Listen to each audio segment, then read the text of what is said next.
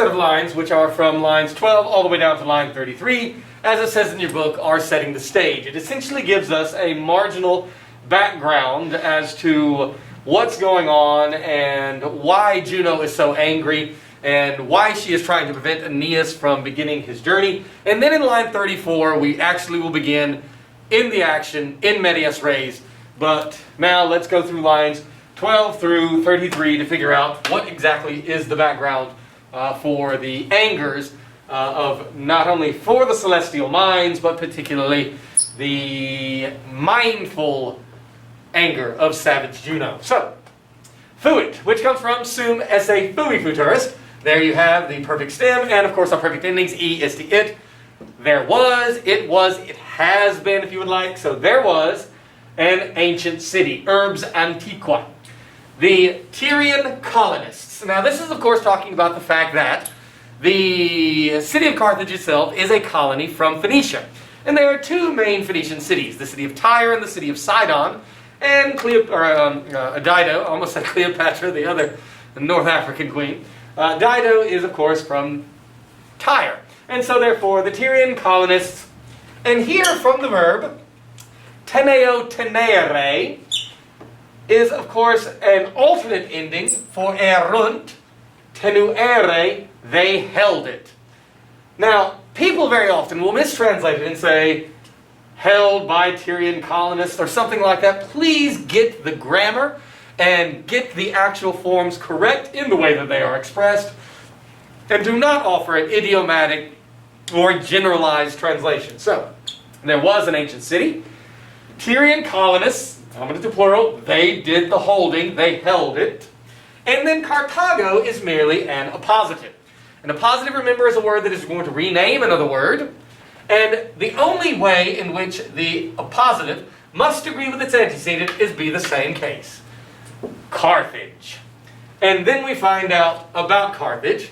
Carthage itself, contra, which remember is a preposition that means against, and it takes the object Italiam, but here not against, but more so like facing, directly in front of. So, facing Italy, que, and against or facing the Tiber mouths. Tiberinus aum is an adjective that means related to the Tiber River, and Ostia here is the actual port of Rome. Ostia is the name of it, but here it is going to be like the mouth of the river where it enters into the sea, and here it is facing the Tiber mouths longly. Now if we will scroll over, or zoom or pan over I suppose, you can see how he is describing it. Carthage right here, ancient city, and opposite or facing Italy, so it's directly. It's not like catty corner or off in the distance, but directly in front of the city of Rome itself, as you can see here, and Italy, and the Tiber mouth, which is right there. So that's how it is being described, as being a location directly in front of or facing, and that's why it is here literally against. Then you have the word here, dives. Now please note the dives will be like this in the dictionary. It is dives in the nominative, and it is a third declension adjective of single termination, dives, and then divitis. So you got to remember that word. It is one that comes up quite a bit, so make sure that you are cognizant of it. And here it is describing Carthage, a city rich, and that's what dives means, rich of resources. Now, the word opus need not be confused with opus operis. And so let me go ahead and get rid of, over here what I have, the word opum is not to be confused with opus operis. That is the Latin word that means a work. And it is, of course, where we get the word opera, or an opus in English means a work. And your magnum opus, it is neuter, is your great work. This, however, is opus, which means resource or wealth. And so here, in the genitive, because I think it is feminine, ops, opus, opi, opem, ope, opes, opum. So it is rich of resources. Do not say rich in resources. Do not say rich with resources, but rich of resources. And whereas dives modifies Carthago, so does asperima, which is superlative. It means harsh, asper, aspera, and it is incredibly harsh, very harsh. Ablative with the zeals, studium, studii is the word for a zeal or enthusiasm, so it is very harsh with the zeals of war. So it's a rich city, and it is a very bellicose or powerful city when it comes to war. And then again here we have a city, Carthage quam, and that is of course your relative pronoun, a city which unam's going with it. Very often in poetry you'll find these long distances between the word and a word that goes with it. This is called anastrophe. I'll write that for you. And that is a literary device, anastrophe, in which two words which go together have a long distance separating them.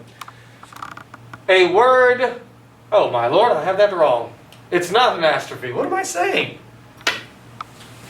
It's hyperbaton. Sorry.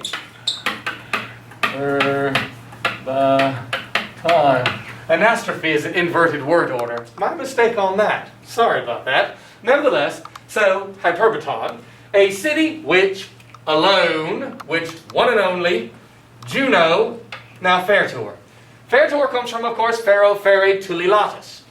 But in poetry, and in Virgil especially, you will very often know that Pharaoh means more than just bring, carry, endure. It is going to also mean often to speak or say. Make it present, make it passive. A city which Juno, which alone Juno, is said. And so, is said, and when you have something like is said, whether it's Fairtor or Dicitor, you will often expect a perfect infinitive. You know that it is a perfect infinitive from the verb colore, colui, which means to cultivate like a field, or here it means like to cherish or to esteem and cultivate. And remember, the perfect stem plus isse makes the perfect infinitive, which she is said to have cherished, to have loved, magis, and magis means more. And if quickly I can find it, I think I can. There we go. Fantastic. Here remember that it is magnusaum, major, maximus as the adjective, great, greater, greatest. Here it would be greatly, more, or more greatly, and then most greatly. And so there it is that we had in Latin too, more, and it is obviously indicating how I love things. I love my cat greatly. I love my father more, but I love my children the most. And so therefore it is qualitative, and it describes how she has cherished them. So a city which alone Juno is said to have cherished more, and then we would have an ablative showing comparison by, with, because of, from, in, on, at, than all the other lands, terris omnibus, and then again the ablative absolute, post habita Samo. Samo is an island, with Samos, an island that is incredibly important to Juno, but second place. And that's what it says, with Samos, ablative, having been held, habeo habere, habui habitus, afterwards. In other words, having been considered second place. With Samos, having been held afterwards. Carthage, number one, which Juno is said to have cherished more than all the lands, with Samos having been held afterwards. Continuing on, it says, hic, remember the long I, here, instead of hic, which is hic, I go this. Here, fuit, was, has been, the weapons of that one, referring to Juno, ille illa alud, ilias ilias ilias. Here again was the chariot. And this is a chariot, kurus, and not the word that has anything to do with running, but another word for a chariot that we have here. And please note the anaphora of the repetition of hic. Here it was. Here it was. And obviously indicating all the shrines and the things that are indicated that Carthage is Juno's number one city by far. Continue on in line 17. So in line 17, your subject here is the dea, the goddess. Dea, dei, deam, dea, dearum. But here it would not be deis, it would be instead deabus. It is a way to obviously differentiate between the word for God, which is deus, dei, deo, deum, deo, dei, deorum, and that's not deis, remember that's dis. So it would be deabus, for goddess, and dis, which obviously would not follow the pattern that one would expect. So, your verb of dea is tendit, from tendo, tendere, meaning to stretch or strive. It's what your tendons do that connect your arms or your bones to your muscles. And foet, which comes from foeo, foere, meaning to cherish or to like heat up in a fireplace. But here it has the sense of cherish. And you have et. Remember when you have two quays or two ets, both and. The goddess, now then, both strives and cherishes that. We have indirect statement. Now remember that indirect statement is introduced by a word of mental action. Here's your mental action, cherishing, striving. That. You have an accusative subject, hoc regnum. Regnum right here. And hoc, from hic, hac, hoc, hus, wick, wick, wick, hum, hac, hoc in the accusative. And here is your infinitive verb that the indirect statement requires. That she strives, the goddess now then strives and cherishes that this implied place, this thing, be a kingdom. So that is your subject accusative. That is your linking verb infinitive. And this then would be your complement predicate nominative, the noun that is linked to the subject by the linking verb, renaming it that this be a kingdom for the races. Gentibus. In other words, she wants Carthage to be the ruler of the world. For all peoples, she strives and she cherishes that this place. See, if the fates. Now, that verb, and this is why we need to review our subjunctive forms. Sino comes from sino, sindere, siwi, situs, it means to allow. Eke Romani, chapter 34, I want to say. I'm almost positive. And here you can see third conjugation, but it has an A. And anytime you are in a conditional sentence, so maybe I should go with also conditionals as a first week review that I will assign via Canvas. I might make a note of it. If you have a present subjunctive in an if clause, there are two clauses in a condition. If clause, we call that the protasis. Then clause, we call that apodosis. And if you have a present subjunctive, if the subject should verb, then the subject would verb. And here we have the if clause. So she is saying, or Virgil is saying, if the fates, remember, fatum fati, the fata, those are your nominative.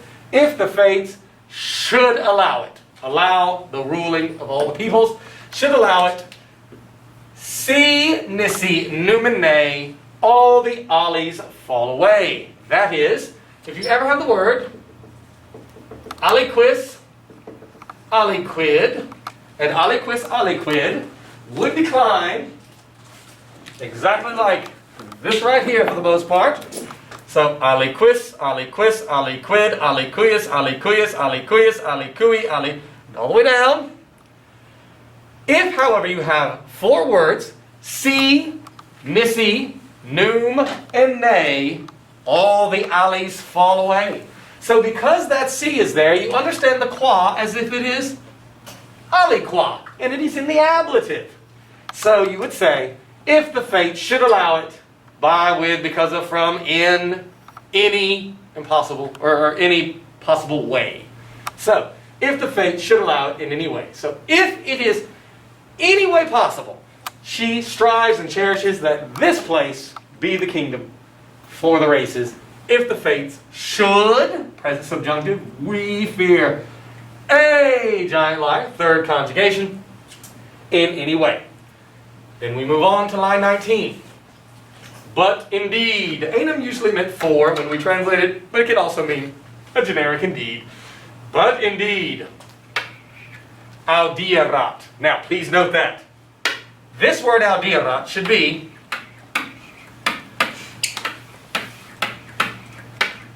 aldiwerat. This is another example of syncope or syncopation. So I'll write it, I suppose, right here. They can hardly write that, I imagine. Syncope. And in syncope, what will very often happen is that the V, and sometimes even the E, but the V of a perfect stem will disappear. And you'll see this all the time, and it's done for a variety of reasons, but you will get used to it, and that it happens so often, you won't even come to notice it, and you'll just realize what it is. Now, it does have pluperfect ending with a perfect stem, so it would be had. But indeed, she, we're implying Juno, had heard that an offspring, a progenium.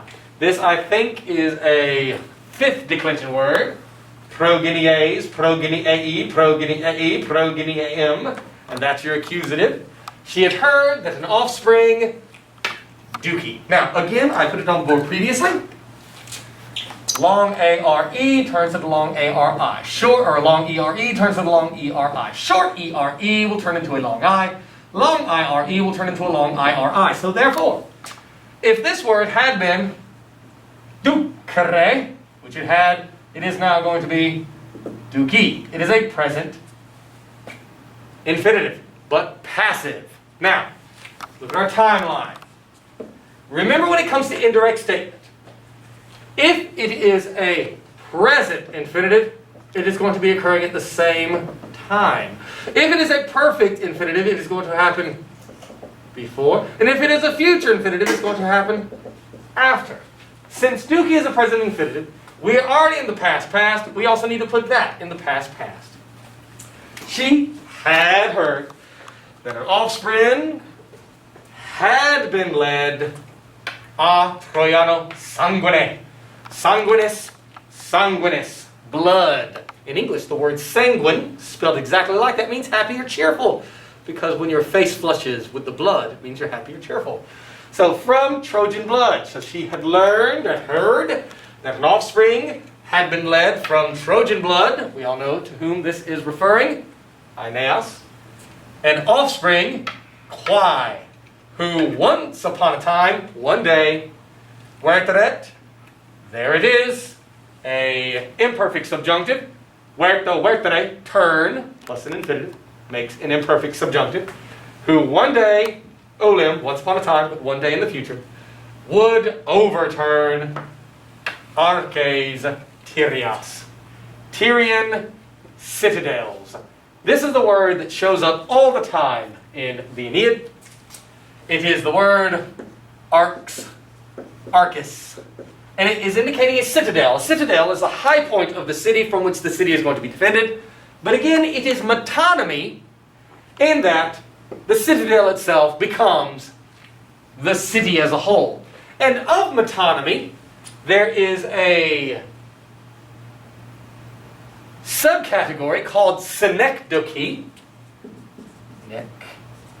I think I'm misspelling it. Let's see if I can get it right. Synecdoche. I don't know if the H is supposed to be in there or not, but I just know it's called synecdoche, in which it is not just one thing representing another, but specifically when it is a part of one thing representing the whole of another. So if I were to say, when somebody buys a new car, pulls up and I say, man, nice wheels, I'm not literally talking about the wheels. The wheels represent the car as a whole. And so that's what we have here. It is a part of the city, the citadels, but it is not the necessarily citadel itself, but the part representing the whole. And so that's why she is angry, because she has heard, or had heard, that that guy, that offspring, would come and overturn the citadel. She hears that Aeneas might be the beginning of the end for her favorite city of Carthage. Continuing on, hinc means henceforth, or from here, as in from this point forth in time. We continue on with the Audira. She had heard, another indirect statement, that a people, and that people is called a regem, and that people is referred to as superbum. That is a noun, a positive, telling you a people, the king, widely, latus, lata, latum, like we get latitude. Here turns it into an adverb, widely, so the king widely, in other words, the big kid on the block. Que, and proud, referring to populum. In war, another ablative of specification. Because you can be proud in several things. You can be proud in your athletic ability, or singing ability, your anything ability. But here they are proud in their war ability. So another ablative of specification. She had heard that from here a people, the king widely, we're obviously talking about Romans, and proud in war, venturum. Now at this point we have the first example of what we are going to see a whole bunch of. And that is the venturum, which is really a participle, but it has implied with it esse, and as such becomes an infinitive. Now I'm going to pause at this time. Go ahead and pause it. So now what we're going to do is we're going to look back really quickly at the infinitives, and here you can see them. To love, to see, to send, to hear, to be loved, to be seen, to be or to be sent, and to be heard. But if they are indirect statement, they do not translate like an infinitive because they are the finite verb with an accusative subject. Remember, finite means has a subject. Here's what the perfect looks like, as you can see. And then for the perfect passive participle plus esse. For the future infinitive, it's the future active participle plus an esse.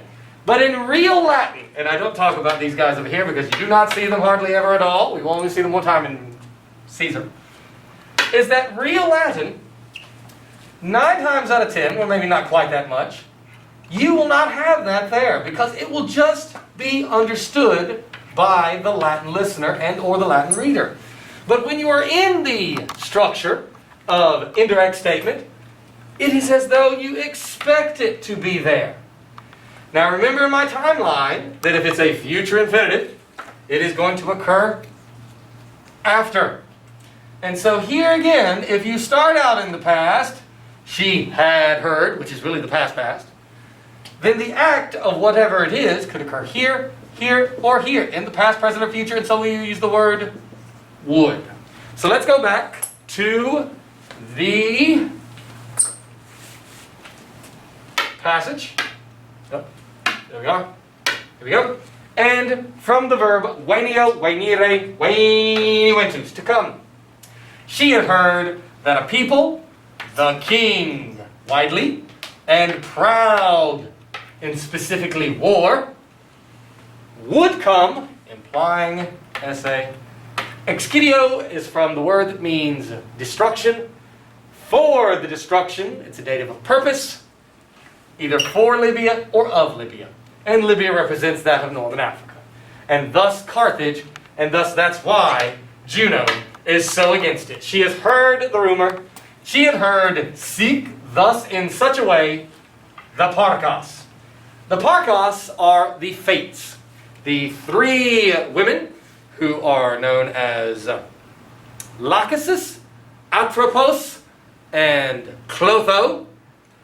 And they are the ones that are responsible for spinning out, in some ways, the fate. One spins the thread of your life. One measures the thread of your life, and one cuts the thread of your life. But also, the idea is that the life that you have in your fate in front of you is a volumen, a scroll. And as your life continues on, your scroll becomes unrolled. And that is why you have the verb volvere. Because the fates are the ones who are unrolling your life in the form of that scroll. She had heard thus that the fates, and this is an ironic name, it's like calling a really big guy tiny. Literally the parcae means the sparing ones. From parco parcere, but they do not spare. Nevertheless, the sparing ones had rolled. And so in that way, she, Juno, we are explained by Virgil as to why she is so angry, because she has heard this rumor. She knows this destiny and or fate, that the city that she loves the most is inevitably going to be destroyed by this oncoming threat. Always having troubles doing all this. At the same time, I apologize. but I'm doing the best that I can. Bear in there with me. I might actually edit this out, but I don't know that I will. It makes it more authentic, perhaps. There we go. So, starting in line 23. She, the Saturnian one. She is called that because Juno is the daughter of the Titan Saturn, just as Jupiter is known sometimes as Saturnius. The Saturnian one. Metuane's present active participle, fearing this, id from is id, fearing it, and this is referring to the destruction as we saw previously. Que, so fearing and mindful. Very often in multiple choice for, of course, AP, they will say, what two things does the que connect? Because it won't necessarily be the two words that are right here. The things that the que connects are the Metuane's, fearing, and the other adjective memor. So she, the Saturnian one, fearing it, this destruction, and mindful. Now, all verbs and adjectives that have to do with remembering or forgetting take an genitive object. Because if you remember something, you are mindful of it. If you forget something, you are forgetful of it. Mindful of the old war, the war, quod, which she, referring to the Saturnian one, first of all, had waged, gero, gerere, gessi, gestus. Had, pluperfect, waged.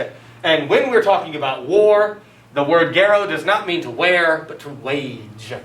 Had waged at Troy, pro, on behalf of her dear Greeks. This is where you'll see very often there are a whole variety of names that we use to describe the Greeks. They could be Argives, they could be Achaeans, and the list can go on and on. It'd be kind of like describing Georgians. Sometimes we're referred to as goobers. All kinds of names do people very often have. Or calling Oklahomans Sooners, or calling Ohio people Buckeyes, and that sort of thing like that. But these actually represent sections of Greece. And so, in a poetic way, in the actual poem, they are all very infrequently referred to as Greeks, but instead Argives, like what you see here, or Achaeans, and so forth and so on. So we, of course, have here that she's holding a grudge, not just because that Aeneas will obviously lead a civilization to overthrow and destroy her favorite city. She holds that grudge all the way back to the beginning of the Trojan War, of which Aeneas was a part on the wrong side for Juno, which, of course, was the Trojans. Nec doom. Not yet even. And we got to find our verb, and there it is. Exciderat means to fall out. Not yet even. Had. The causes, that's your nominative subject, of angers and the savage griefs, dolores, so not yet had the causes of angers and the savage griefs fallen out from, because of from, in on at, her mind. And so in other words, these are all the grudges that she's holding from way back in the days of the Trojan War. And what remains in her deep mind. Now remember, altu sa'un can mean high, like altitude, but altitude goes both ways. Altitude goes up from sea level and it goes down from sea level, so it can also mean deep, depending upon the context. We in English would say deep in the mind, but here it of course is expressed the deep mind. Something remains because of from in her deep mind, and we have to find out what those things are. And here are those subjects. A eudicium remains, an inuria remains, a genus remains, and the honores remains. Now, you would expect, since there are actually 4 subjects that actually do the remaining, that it would be a plurality. But very often what you have is a rule called attraction, such that the number of the verb will mimic the number of the closest subject. So all of these are the grudges that remain in her deep mind. And it is the judgment, eudicium, of Paris. And that judgment, repostum, from pono, ponere, posui, positus, or in this case postum, having been placed back in her deep mind. You hold grudges back in the back of your mind.